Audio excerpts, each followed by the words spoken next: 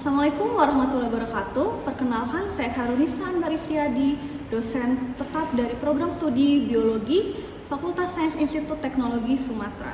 Video ini merupakan bagian dari pernyataan diri dosen untuk unjuk kerja Tridharma Perguruan Tinggi atau PDD UKT-PT pada bidang pengajaran. Pada kesempatan ini, saya akan memaparkan terkait dengan mata kuliah yang saya ampu sesuai dengan bidang keahlian saya, yakni Mikrobiologi Pangan dan Industri. Mata kuliah Mikrobiologi Pangan dan Industri ini merupakan mata kuliah pilihan yang ditujukan bagi mahasiswa program studi biologi dengan kode mata kuliah BI 2531101. Mata kuliah ini memiliki bobot 3 SKS dengan rincian berupa 2 SKS perkuliahan tatap muka dan 1 SKS merupakan SKS praktikum. Perkuliahan untuk mata kuliah ini dilaksanakan sebanyak 16 kali pertemuan dengan rincian berupa 14 kali pertemuan materi, kemudian 1 kali ujian tengah semester dan 1 kali ujian akhir semester. Untuk mata kuliah ini merupakan mata kuliah yang diberikan kepada mahasiswa untuk dapat memahami peran mikroba sebagai komponen untuk pangan dan industri atau mengikut sertakan mikroba dalam proses untuk menghasilkan suatu produk yang bermanfaat bagi manusia. Adapun capaian pembelajaran dari mata kuliah ini adalah mampu menyusun pemecahan masalah biologi melalui pendekatan analitis dan teknologi terkait dengan capaian berupa CPMK, yakni mengharapkan mahasiswa mampu menggali dan menganalisis potensi pemanfaatan sumber daya hayati di berbagai bidang, termasuk ekonomi, serta perlindungan dan implikasi etika yang terkait. Adapun metode pembelajaran pada mata kuliah ini merupakan metode ceramah interaktif atau konseptual, serta diskusi kelompok, presentasi dari mahasiswa, dan project based learning. Mata kuliah Mikrobiologi Pangan dan Industri ini merupakan mata kuliah yang berbasis outcome based education atau OBE dengan berbagai bentuk assessment, yakni yang pertama adalah berupa asesmen dari project based learning berupa observasi atau praktek sebesar 20%, laporan hasil proyek sebesar 10%, serta unjuk kerja dan presentasi sebesar 20%. Selain itu juga ada penilaian berupa partisipasi kuis sebesar 5%. Adapun asesmen untuk kognitif berupa penilaian ujian tengah semester sebesar 20%, kemudian ujian akhir semester sebesar 20%, serta tugas kelompok sebesar 5%. Demikian deskripsi terkait dari mata kuliah Mikrobiologi Pangan dan Industri yang juga tercantum pada rencana pembelajaran semester atau RPS, dan selanjutnya merupakan cuplikan dari salah satu proses pembelajaran secara luring tatap muka pada minggu ke-7 dari mata kuliah Mikrobiologi Pangan dan Industri dengan topik fermentasi. Assalamualaikum warahmatullahi wabarakatuh. Waalaikumsalam warahmatullahi wabarakatuh. Oke, selamat sore teman-teman ya, meski udah sore masih tetap semangat. Oke, hari ini kita ketemu lagi di mata kuliah Mikrobiologi Pangan dan Industri di minggu ke-7. Artinya kalau udah minggu ke-7, minggu depan adalah UTS gitu ya. Dan hari ini yang akan kita bahas adalah terkait dengan fermentasi gitu ya. Kalau dari gambar slide-nya ada apa aja ya di slide ya? Ada yogurt, ada tape gitu, atau peyem gitu ya, sama ini yang sering nonton drakor, kimchi gitu. Jadi kita akan lihat kira-kira masing-masing produk ini bagaimana ya cara produksinya secara general gitu ya. Kemudian juga kalau dikelompokkan mereka masuk ke kelompok fermentasi yang mana begitu ya. Oke, kemudian untuk presensi silakan teman-teman scan di pocket seperti itu minggu ke-7 gitu ya. Sudah, oke. Saya mengingatkan kembali terkait dengan capaian untuk mata kuliah Mikrobiologi Pangan dan Industri. Jadi teman-teman diharapkan setelah mengikuti perkuliahan ini begitu ya, bisa menjadi mahasiswa yang mampu menggali kemudian juga menganalisis potensi sumber daya hayati di berbagai bidang gitu ya. Jadi ekonomi, kemudian perlindungan, serta etika gitu yang terkait dengan eksplorasinya. Kemudian juga untuk pertemuan hari ini sub CPMK-nya adalah teman-teman diharapkan mampu menentukan nanti peran mikroba ngapain gitu ya, apa peran mikroba, kemudian juga kira-kira instrumennya untuk di aplikasi industri seperti apa gitu ya. Oke, ini mengingatkan kembali materi perkuliahan karena minggu depan UTS gitu, sekalian refresh sudah belajar apa saja sih kita minggu ke belakang kemarin gitu ya. Jadi minggu kemarin kita belajar terkait dengan quality control di industri dan penjaminan kualitas pangan gitu ya. Kira-kira masih ada yang ingetkah kenapa ya kalau di suatu proses gitu ya, di proses industri pangan harus ada quality control ya? Kenapa harus dikontrol kualitasnya? Tidak terkontaminasi. Siapa yang mengkontaminasi? Bakteri patogen gitu. Jadi kita perlu pengontrolan supaya apa? Supaya tidak ada kontaminan, supaya prosesnya terarah seperti itu dan produknya atau outputnya itu sesuai dengan yang kita inginkan seperti itu. Dan dari quality control kita akan bergeser ke fermentasi gitu ya. Jadi kalau teman-teman ingat fermentasi gitu, mungkin pernah dengar ketika biologi dasar atau biokimia gitu ya, di proses-proses metabolisme. Tapi kalau kita bahasnya terkait dengan fermentasi yang di industri gitu ya, maka definisinya mungkin agak bergeser ya. Kalau di biokimia atau di biologi dasar, teman-teman tahu fermentasi itu sebagai salah satu proses metabolisme gitu ya, yang prosesnya itu hanya sampai di glikolisis, kemudian ada fosforilasi substrat gitu ya. Kalau di pangan, fermentasi itu definisinya lebih luas gitu ya. Jadi ketika kita bicara fermentasi di pangan, maka definisinya akan melibatkan ada bahan baku yang digunakan, ada mikroorganisme yang berperan begitu ya, dan ada proses biokimia, proses fermentasi di dalamnya gitu. Jadi kalau kita definisikan, maka fermentasi di pangan, fermentasi di industri itu adalah pemanfaatan mikroorganisme gitu ya untuk mengubah suatu bahan baku melalui suatu proses fermentasi. Bisa fermentasinya asam laktat begitu ya, ataupun fermentasi etanol seperti itu untuk menghasilkan nanti suatu produk pangan seperti itu ya. Dan kalau kita bahas terkait dengan mikroba yang digunakan dalam fermentasi gitu ya, karena ini sifatnya adalah sesuatu yang dikonsumsi masuk ke dalam tubuh begitu ya, maka kita harus memperhatikan juga persyaratan-persyaratan mikrobanya begitu ya. Yang pertama tentu adalah harus aman. Aman tuh gimana ya definisinya? Mikrobanya harus aman. Apa maksudnya?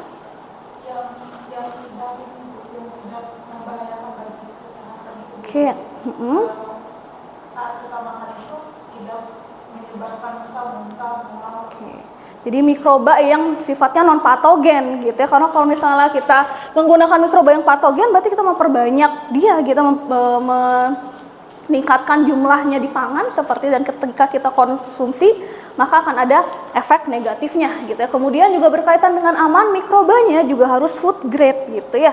Food grade itu umumnya adalah mikroba-mikroba yang sudah disetujui oleh badan atau instansi yang berwenang gitu ya. Jadi kalau mungkin teman-teman pernah melihat di jurnal gitu ya, ataupun juga di suatu artikel bahwa mikroba ini sudah disetujui oleh FDA gitu ya, yang artinya sudah diklarifikasi bahwa mikrobanya aman gitu ya untuk digunakan, untuk dikonsumsi seperti itu. Dan yang tidak kalah penting terkait dengan proses fermentasi gitu ya, mikroba yang harus digunakan juga harus dalam kondisi aktif. Aktif itu seperti apa gitu ya? Aktif itu berarti dia tidak dorman gitu ya, ketika kita inokulasikan, kita tambahkan ke bahan baku, dia siap memproduksi gitu ya, siap mengubah, dia enzimnya siap untuk mengkonversi si substrat menjadi suatu senyawa tertentu seperti itu. Dan tadi kaitannya dengan aman dan food grade juga, harapannya adalah ketika kita menggunakan mikroba untuk proses fermentasi gitu ya, byproduct atau metabolitnya itu juga tidak mempengaruhi gitu ya, atau tidak berperan negatif gitu ya di dalam tubuh seperti itu. Oke, itu definisi dari fermentasi.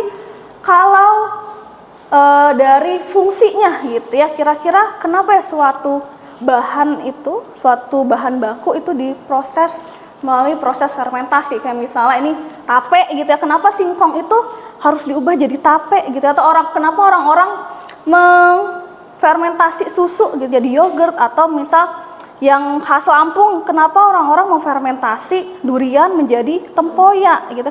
Kira-kira ada fungsinya tidak ya, atau iseng-iseng aja lah kita diamkan gitu? Apa kira-kira fungsi bahan-bahan tersebut difermentasikan? Biar lebih tahan lama. Oke, berarti ada kaitannya dengan masa simpan gitu ya. Oke, selain biar lebih tahan lama, menghasilkan ATP dari si mikroorganismenya itu. Oke, menghasilkan ATP, ada produk atau metabolit gitu yang dihasilkan oleh mikroorganismenya. Apa kira-kira dampak dari metabolit yang dihasilkan oleh mikroorganismenya di pangan? Ada perubahan nggak ya? Kira-kira antara singkong sama tape ada yang berbedakah karakter mereka? Oke, menciptakan rasa baru. Selain rasa, apa bedanya singkong sama tape? Tekstur gitu ya, tape lebih empuk gitu ya. Jadi ada perubahan karakter seperti itu. Selain itu ada lagi nggak kira-kira? Aroma, oke, karakter aroma.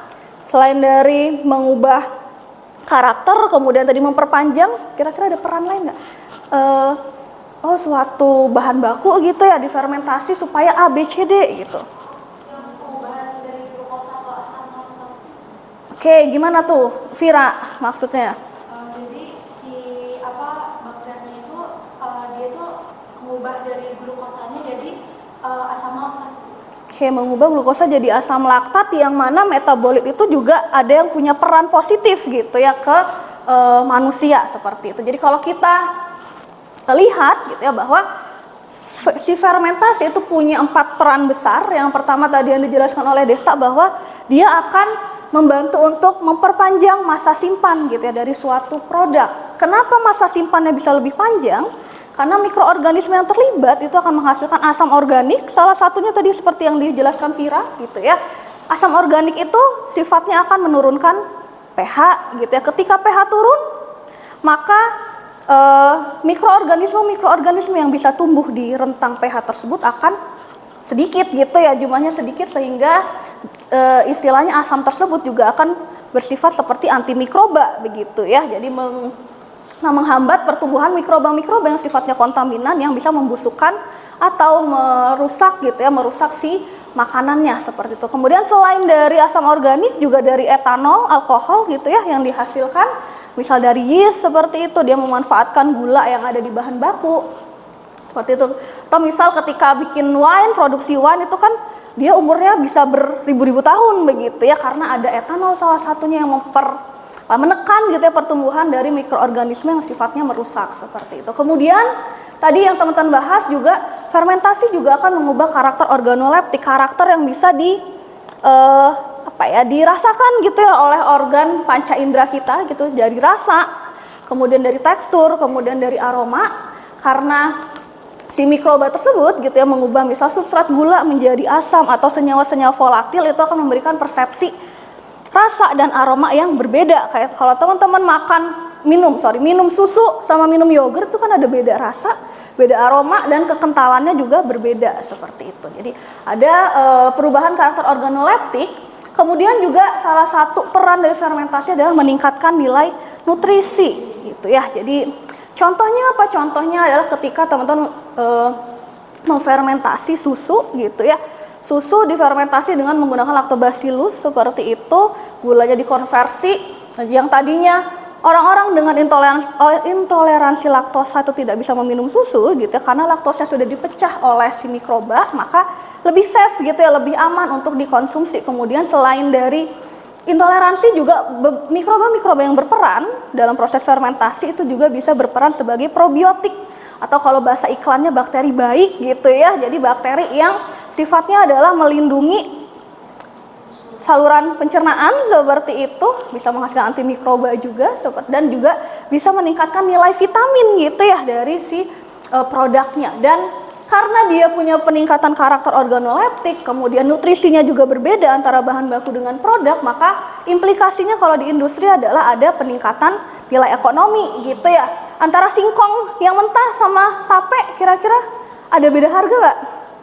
Ada gitu ya. Antara susu dengan yogurt beda, lebih mahal yogurt gitu ya. Jadi karena ada implikasi karakter organoleptiknya lebih disukai, kemudian juga nutrisinya juga lebih baik seperti itu, maka implikasinya adalah ada nilai ekonomi yang meningkat seperti itu gitu ya. Oke, kemudian dari fungsi fermentasi kita beralih ke tipe-tipe fermentasi makanan tadi ya. Di sini ada banyak contoh Ada 3 sih, ada 3 contoh. Ada yang tahu ini apa? Kombucha gitu ya, apa kombucha itu? Apa kombucha? Teh asam gitu ya, biasanya orang menyebut teh asam, teh yang difermentasi. Ini ada, kelihatan jelas nggak ya? Yang khas Sumatera mungkin pernah mendengar teman-teman, bekasam.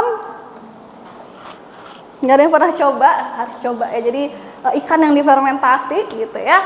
Kemudian ini ada keju dari Eropa gitu ya. Dan 3 gambar ini mewakili masing-masing tipe atau cara fermentasi makanan. Jadi ada yang sifatnya adalah fermentasi secara alami atau natural.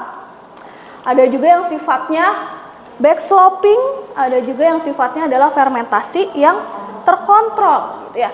Kira-kira kalau dari namanya bisa tertebak nggak ya prosesnya seperti apa? Kalau yang alami itu gimana kira-kira ya?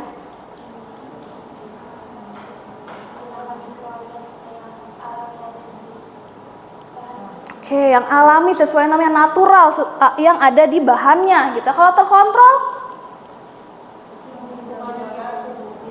Oke, jadi kita mengontrol gitu ya, mengatur si mikroba yang terlibat. Kalau backsloping ada yang pernah dengar sebelumnya? Apa, Afifah?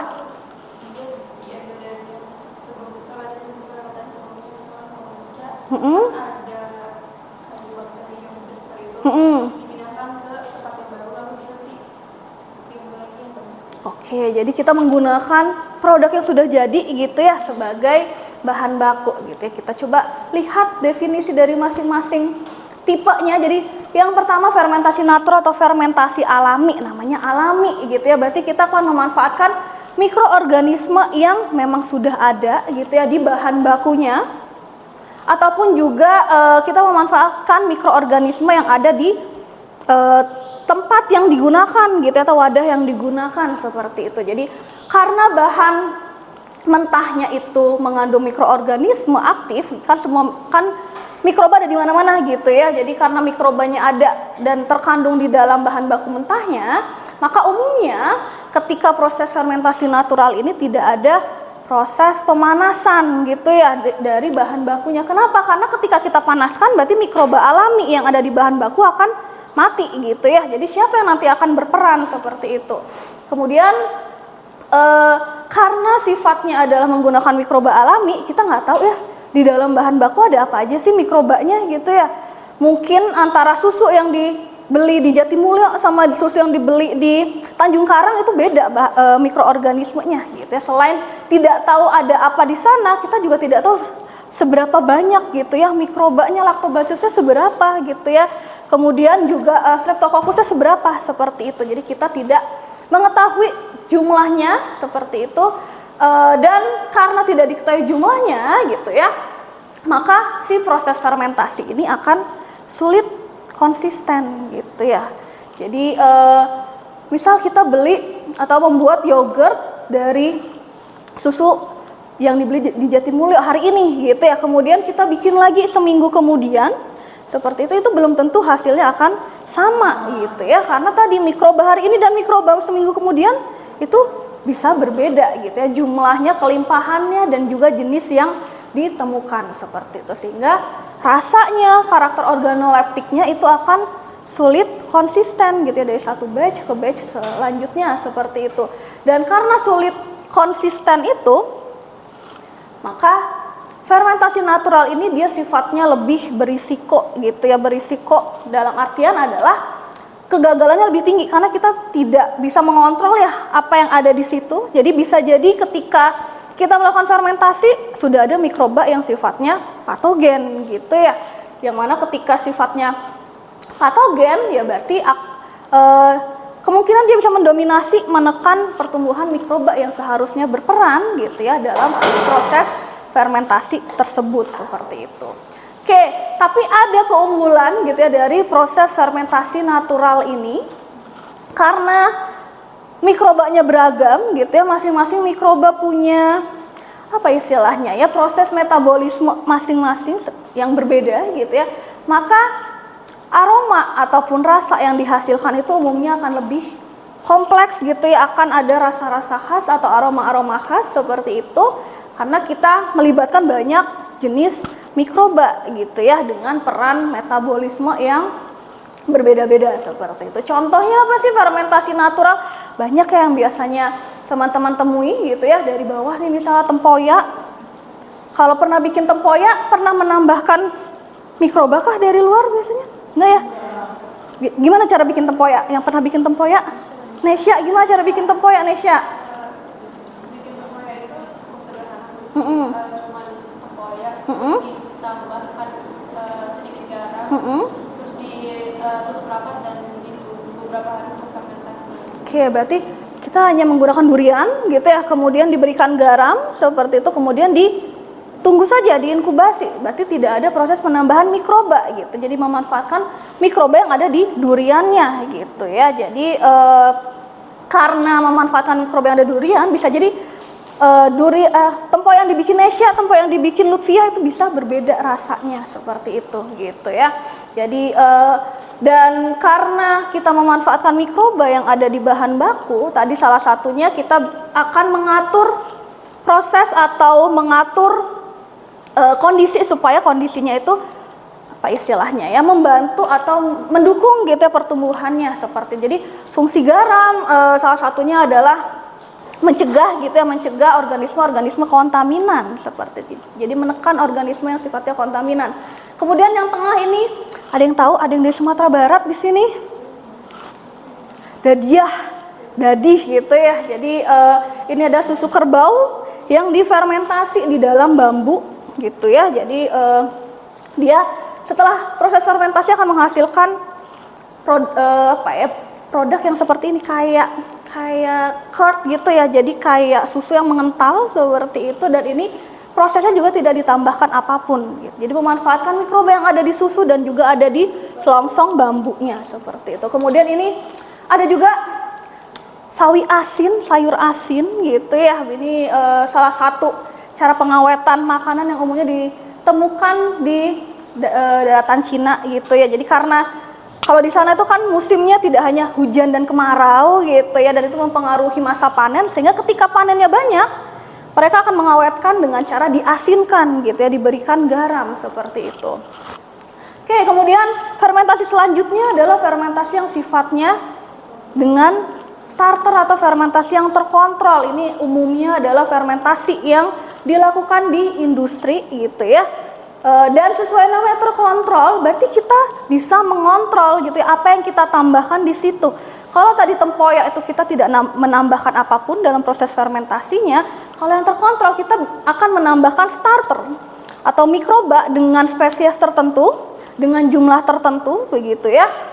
Supaya apa? Supaya nanti produknya itu sesuai dengan yang diinginkan gitu ya. Jadi seperti misal mau bikin keju nih, kita harus menambahkan lactobacillus dengan kelimpahan 10 pangkat 7 seperti itu gitu ya. Jadi bahan bakunya pun juga diatur gitu ya, diatur suhunya, diatur komponen senyawanya seperti itu supaya produknya akan lebih optimal. Dan karena kita tahu yang ditambahkan apa, kondisinya juga optimal, maka karakternya akan lebih konsisten gitu ya, dibandingkan dengan fermentasi natural yang tadi kita nggak tahu gitu ya, isi mikrobanya apa, hasilnya seperti apa. Karena ini kita sudah mengontrol prosesnya tiap batch gitu ya, maka hasilnya akan lebih konsisten, sehingga risikonya, kegagalannya juga akan rendah karena kita sudah mengoptimasi prosesnya gitu ya. Contohnya tadi pembuatan keju, kemudian pembuatan bir seperti itu yang di industri itu akan menggunakan starter dengan jumlah dan karakter tertentu seperti itu. Oke, kemudian tipe terakhir adalah backsloping. Tadi seperti temannya jelaskan bahwa sebenarnya ini adalah proses fermentasi yang menggunakan starter dari produk yang sudah jadi gitu ya. Kayak tadi misalnya bikin kombucha, kita ambil aja air kombuchanya, kemudian kita masukkan ke dalam teh gitu ya. Dan proses backsloping ini dilakukan karena ya di produk fermentasi itu juga ada mikroba-mikroba yang berperan. Ketika kita pindahkan mikrobanya bersama dengan si produknya gitu ya, maka ya mikroba tersebut juga bisa jadi starter gitu ya. Dan selain dari kombucha, misalnya ada sourdough yang sekarang lagi ngetren ya, sourdough ya, roti asem gitu ya. Jadi proses membuat si starternya adalah kita mendiamkan terigu gitu ya dan air seperti itu diinkubasi dengan waktu dan suhu tertentu seperti itu, dan ketika sudah berbuih tandanya ada gas ya, ada mikroba yang aktif, ini bisa dipindahkan lagi gitu ya ke adonan yang baru seperti itu. Terus yang paling banyak dilakukan misalnya adalah bikin yogurt dari yogurt yang sudah jadi gitu ya. Jadi misalnya teman-teman menggunakan yogurt yang ada di pasaran gitu ya, diambil 1 sendok, dimasukkan ke dalam susu, didiamkan si susunya selama 1 malam, maka susunya nanti akan mengental seperti itu gitu ya. Dan karena si backswapping ini kita memanfaatkan produk yang sudah jadi gitu ya, maka si hasilnya juga inkonsisten gitu ya, karena di dalam produk kita tidak tahu gitu ya si mikrobanya seberapa banyak dan ada apa saja seperti itu. Oke, itu untuk tipe-tipe fermentasi. Mungkin kita untuk menguji gitu ya, teman-teman hari ini paham nggak ya? Kita bisa masuk ke kuis terlebih dahulu, boleh di-scan.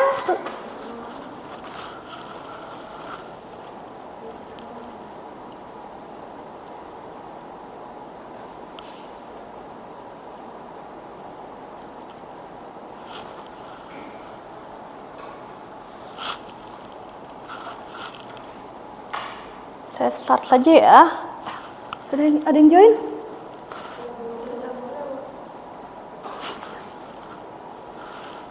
Silahkan dimulai saja ya.